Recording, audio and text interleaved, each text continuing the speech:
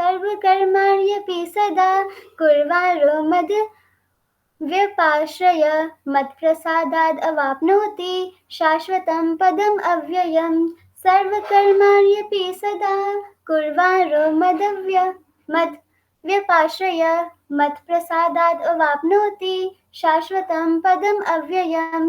सर्वकर्माण्यपि सदा कुर्वाणो मद्व्यपाश्रय मत्प्रसादाद् अवाप्नोति शाश्वतं पदम् अव्ययम्। कोई डिवोटी रिपीट करना चाहेंगे? हरे कृष्ण माताजी, दंडवत प्रणाम। सर्वकर्माणपि सदा कुर्वन् मदवपाश्रयः मत्प्रसादम् अवाप्नोति शाश्वतं पदमव्ययम्। हरि बोल। कोई और?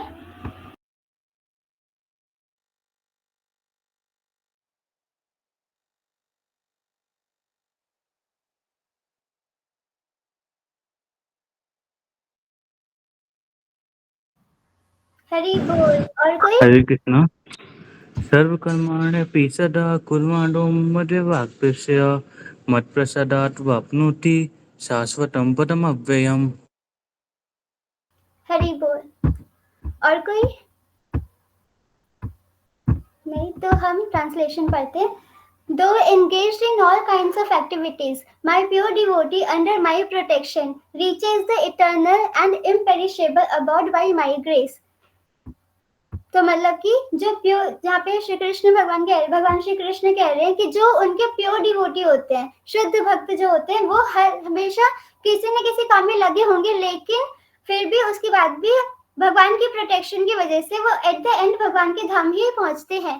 Purport by his divine grace AC भक्ति वेदांत स्वामी श्री प्रभुपाद की जय। The word Madhvyapashraya means under the protection of the Supreme Lord. To be free from material contamination, a pure devotee acts under the direction of the Supreme Lord or his representative, the spiritual master. There is no time limitation for a pure devotee. He is always 24 hours a day, 100% engaged in activities under the direction of the Supreme Lord. To a devotee who is thus engaged in Krishna consciousness, the Lord is very, very kind. In spite of all difficulties, he is eventually placed in the transcendental abode or Krishna Loka. He is guaranteed entrance there. There is no doubt about it. In that supreme abode, there is no change. Everything is eternal, imperishable, and full of knowledge.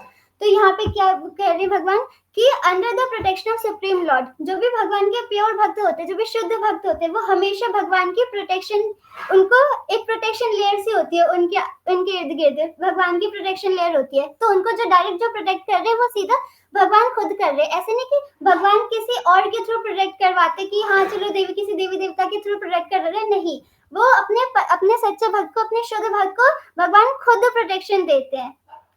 To be free from material contamination, of pure devotee acts under the direction of the Supreme Lord or his representative.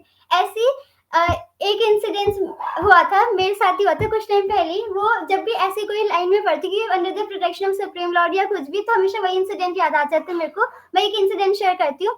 एक बार मतलब कि ऐसी मैं घर आ रही थी, मैं college से घर आ रही थी और मैंने ऑटो ली हुई थी, और वो हाँ ऐसा हो गया, पता नहीं अचानक से क्या ही हो गया, एकदम सामने से कोई बाइक वगैरह आई या फिर पता नहीं क्या रॉन्ग साइड से कुछ आया, और ऑटो जो चल रही थी, वो जो भैया जो चला रहे थे, एक तो भैया ऑलरेडी बड़े मतलब कि अजीब तरीके से चला रहे थे, और एकदम से जब सामने से बाइक आई तो एकदम से उनका बैलेंस बिगड़ा, और जिस ऑटो में मैं बैठी हुई थी वो पूरी ऑटो लेजिट पूरी ऑटो पलट गई वहां पर, और वो भी मेन रोड था वो। मतलब कि होने को वो काफी सीरियस एक्सीडेंट हो सकता था, कि मतलब कि कोई ना कोई तो निपटेगा ही निपटेगा पक्का।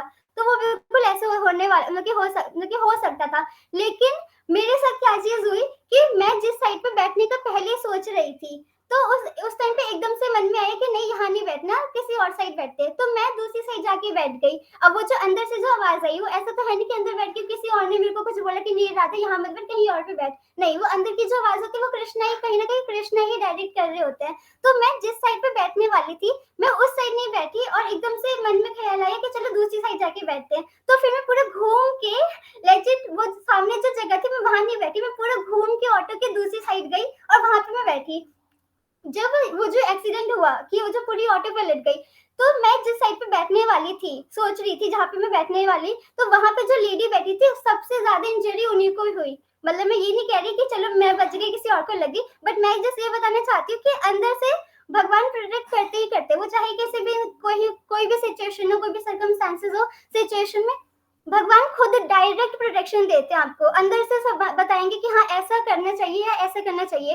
और फिर उस सिचुएशन से जब हम आगे बढ़ जाते हैं, तब हम पीछे मुड़ के देखते हैं, तो तब रियलाइज होता है अरे ये हमने भगवान की बात सुन ली और हम बच गए इस सिचुएशन से। तो भगवान तो अपने मैं ये नहीं बोल रही यहाँ पे तो खैर ये लिखा हुआ कि प्योर डिवोटी, लेकिन मैं ये नहीं बोल रही कि मैं बहुत शुद्ध भक्त हूँ या कुछ। मैं ये बता रही हूँ कि अगर कोई भक्ति के रास्ते पे आ जाता है, तो फिर अगर भगवान को उसने एक्सेप्ट कर लिया, तो भगवान भी आपको एक्सेप्ट करेंगे और भगवान आपको प्रोटेक्शन, पूरी प्रोटेक्शन देंगे और डायरेक्ट प्रोटेक्शन देंगे, ऐसे नहीं किसी और के थ्रू नहीं, वो खुद प्रोटेक्शन देते हैं। To be free from material contamination, a pure devotee acts under the direction of the Supreme Lord or his representative, the spiritual master. तो जो शुद्ध भक्त होता है वो कैसे होता है?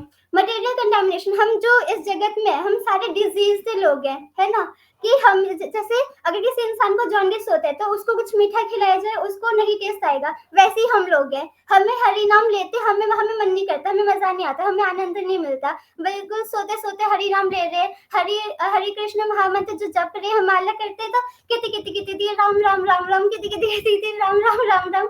तो हम ऐसे करते क्यों? क्योंकि हम डिजीज कंडीशन में, हम अभी मटेरियल कंटामिनेशन के अंदर है हम। तो इस मटेरियल कंटामिनेशन से बाहर निकलने के लिए जो शुद्ध भक्त होते हैं वो क्या करते हैं? वो भगवान की वाणी को सुनते हैं, वो भगवान के जो रिप्रेजेंटेटिव है, रिप्रेजेंटेटिव मतलब कि जो भी गुरु है हमारे स्पिरिचुअल मास्टर, जो कि डिसाइप्लिक सक्सेशन में आते हैं, उनकी डायरेक्शन में चलते हैं हमेशा भक्त।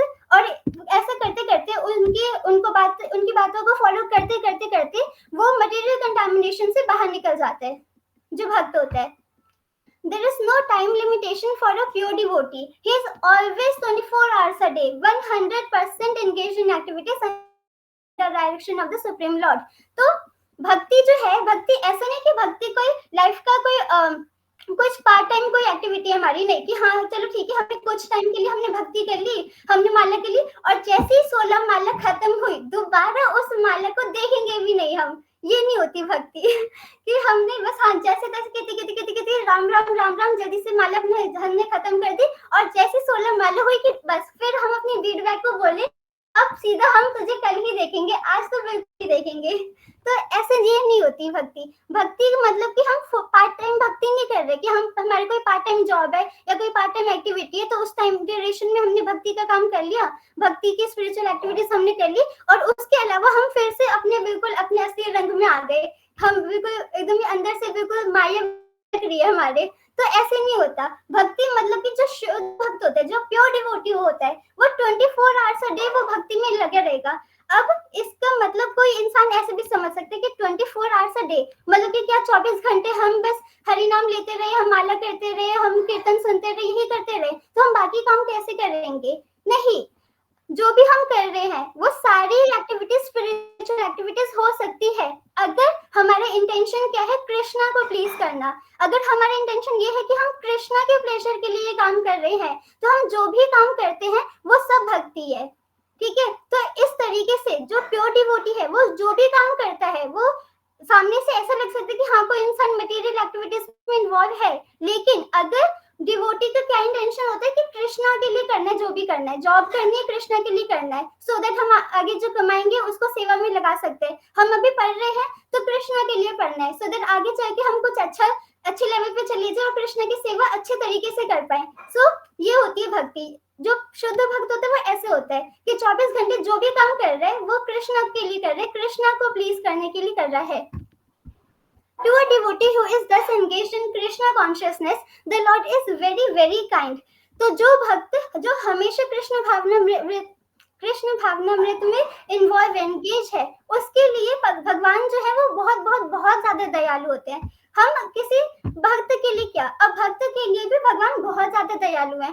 अगर जैसे दुनिया में सूरज है, चांद है, तो ये जो नेचुरल जो रिसोर्सेज हैं, जो भक्ति नहीं कर रहा है इंसान, जो हरि नाम नहीं ले रहा, ऐसा तो है नहीं कि उसके घर में सूरज की धूप नहीं आ रही या उसके घर में वो चांद नहीं देख पा रहा, तो अब भक्त के लिए भी तो सारी नेचुरल रिसोर्सेज अवेलेबल है ना। और नेचुरल रिसोर्सेज जो भी चीजें हैं नेचर में वो कौन दे रहे, कहाँ से मिल रहे, हमें भगवान से ही तो मिल रहे। तो भगवान ऐसे थोड़ी ना करते कि नहीं ये मेरी भक्ति करता है, ये मेरा नाम लेता है तो मैं इसको सारे रिसोर्सेज दूंगा, और जो ये इंसान है, दूसरे इंसान है, ये मेरी भक्ति नहीं करता तो मैं इसको कुछ नहीं दूंगा। तो ऐसे तो है नहीं। कृष्णा जो है, कृष्णा बहुत ज्यादा काइंड है, बहुत ज्यादा दयालु है। हम अपने पहले के एक्सपीरियंस देखें तो पहले हम क्या थे जब हम भक्ति में नहीं थे, ठीक है, मतलब आप लोग तो बहुत अच्छे रहे होगे पर मैं तो बिल्कुल भी अच्छी नहीं थी मतलब मेरे में तो बहुत हजार कमियां थी, लेकिन फिर भी मेरे जीवात्मा पर भी भगवान ने दया दिखा दी, कृपा दिखा दी, और मैं थोड़ा बहुत हल्का फुल्का, ज्यादा नहीं लेकिन थोड़ी बहुत भक्ति कर पा रही हूँ। तो वो क्या है, वो दया ही तो है। ऐसा थोड़ी ना था कि हम डिजर्व करते थे इस पाथ पर आना, नहीं, हमारे अंदर कोई क्वालिफिकेशन नहीं है कि हम भक्ति में आ सके, वो सिर्फ कृष्णा की कृपा है, जिस वजह से हम भक्ति में आ पाए। हम भक्ति में आ पाए ये भी उन्हीं की कृपा है, क्योंकि हमारे अंदर तो बिल्कुल भी क्वालिफिकेशन नहीं थी कि हम भक्तों के संग में आ पाए या फिर हम किस हमें कोई गुरु मिल पाए, तो ये क्वालिफिकेशन हमारे अंदर बिल्कुल भी नहीं थी। अगर हम इस पाथ पर आए हैं तो वो भी कृष्णा की दया ही है। तो जब कृष्णा भक्तों पर इतनी दया दिखा रहे हैं तो भक्तों के लिए तो कितनी ही दया होगी, है ना। In spite of all difficulties, he is eventually placed in the transcendental abode और कृष्णा लोक। सारी डिफिकल्टीज को फेस करने के बाद भी जो भक्त होते हैं वो अपनी भक्ति में लगा रहते हैं और एट द एंड वो कृष्ण के धाम जाते हैं, गोलोक धाम जाते हैं। हरि बोल।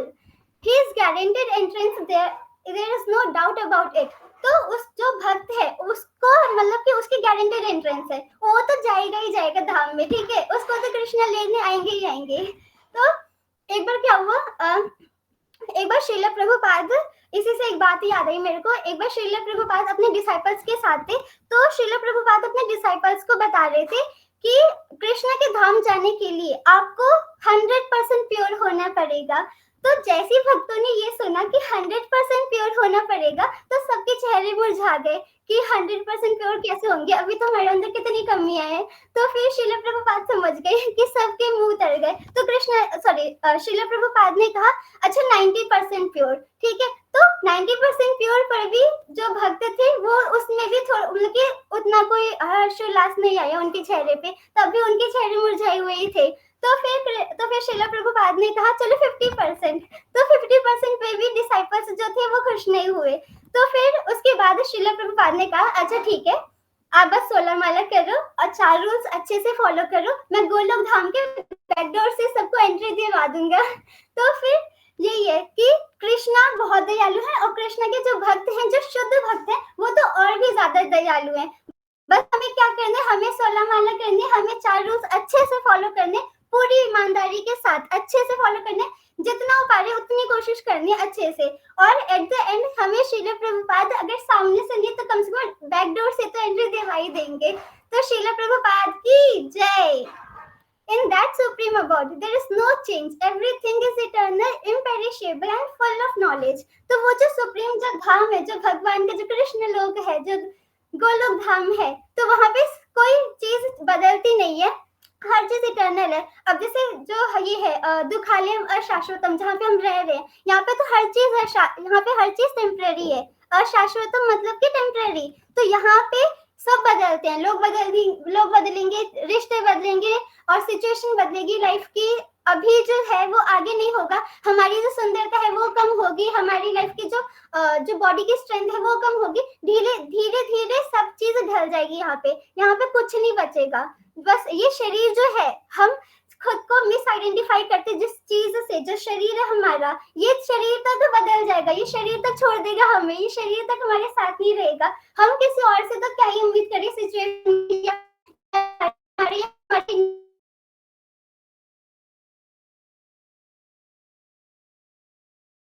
हमारी इंटेलिजेंस पर रहता है, हमारी ब्यूटी पर रहता है, कोई है हमारे घर वालों पर रहता है, रिश्ते नातों पर रहता है, हमारे दोस्त यारों पर हमें बड़ा अहंकार होता है कि मेरे साथ इतने लोग हैं, मेरी लाइफ में इतनी अच्छी अच्छी। लेकिन ये दुखालयम अशाश्वतम में हर चीज छूट जाएगी पीछे। हमारी ये जो शरीर है ये तक हमें धोखा दे देगा, हम किसी और से क्या ही उम्मीद करें, किसी और चीज से।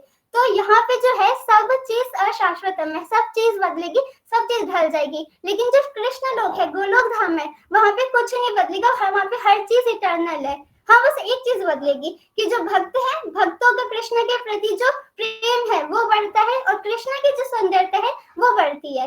तो वहां पे तो बल्कि बढ़ता है, वहां पे कम नहीं होगा, वहां पे सिर्फ हर चीज बढ़ती ही चली जाएगी। तो ये है गोलोक धाम की खासियत। वैसे तो बहुत खासियत है, पर मेरे अंदर इतनी क्वालिफिकेशन नहीं है कि मैं बहुत अच्छे से सारी चीजें बता पाऊँ।